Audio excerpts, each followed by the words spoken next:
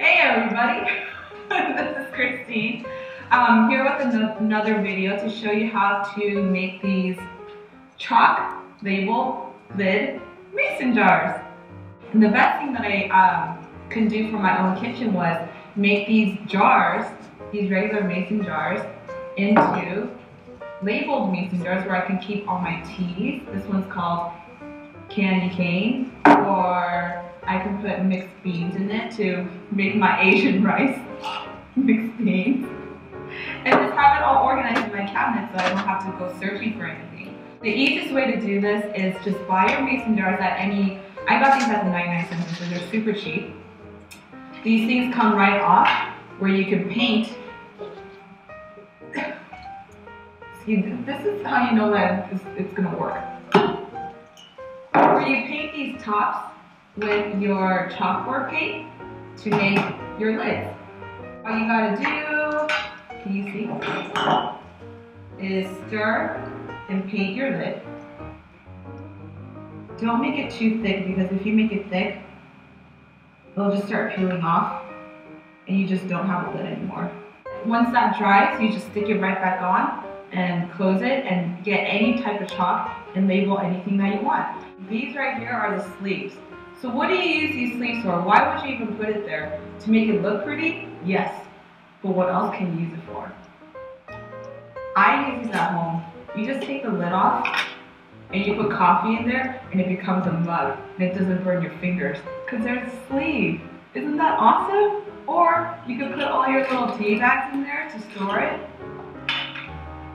and put the lid on and label it.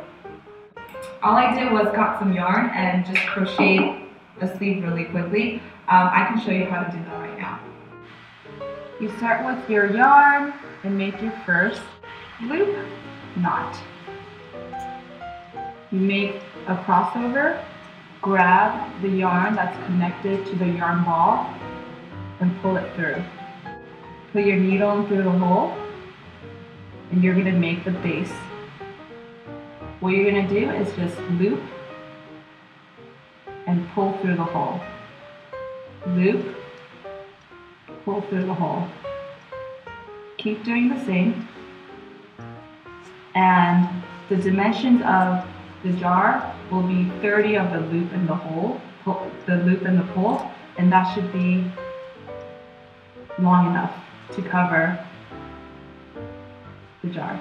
So once you're done, you always want, if you're right-handed, you want your needle to be in your right hand, and obviously if you're left on the other.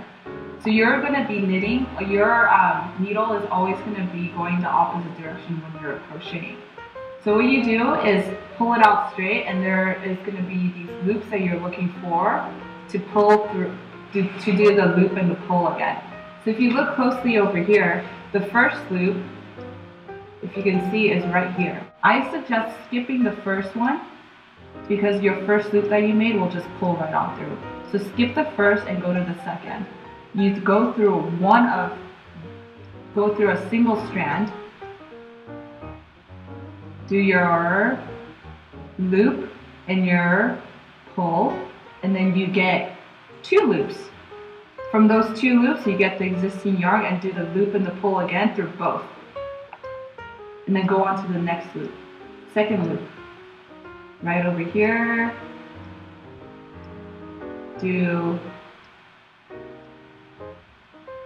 the loop and the pull to make 2, and do your loop and the pull through both. And you just continue that. Next loop, number 3. Loop, pull to make 2, loop, pull through both. Number 4, loop, pull to make 2, loop, pull through both. So you just continue doing that throughout the whole thing. Okay, so we come at the end. And when you come at the end, all you gotta do is remember to always crochet the opposite side of where your hand is. So you flip this around and you look, do the same exact thing that you did previously. This time, it's gonna look a little bit different just because the first base of it was just one strand. But what now you're looking at is the double strand. So if you go in here, you see the holes in between. That's your first hole that you need to put it through. And if you look closely, there's a double strand. And it's going to continuously be double stranded from this point on. So you go in there, do the same. You do your loop, and then pull through to make 2 loops. Loop, pull through both. Second hole. Loop, pull to make 2 loops. Loop, pull through both. Loop, pull through one, loop, pull through both. So if you just keep continuing to do that, it'll just get bigger and bigger and bigger. I'm just going to close it up now just because for the sake of time. So how to close this up is fairly easy. You can either use your same yarn that you have to stitch it up, or you can just cut this off, tie it off, and then use just regular thread and needle to sew it up. All you got to do is fold it in half. You poke it through the other end to match. And you do the loop and the pull, you're both. You got a remaining. Doesn't matter again where you poke it through. Just make sure that the ends meet and you close it up. All you gotta do is loop and pull the single to make a double loop and do that again. So basically what you did throughout here is what you're gonna do at the end, but you're gonna tie it together. Once you do that, you cut it off. That's Jasmine's hand. Say hello, hand. And pull your last yarn thread through the hole. Get rid of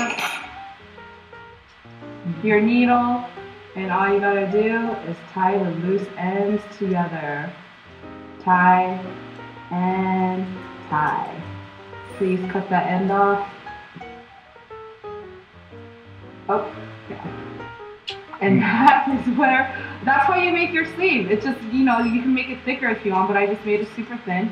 And that's how you do it. And all you gotta do now is just place it on your jar.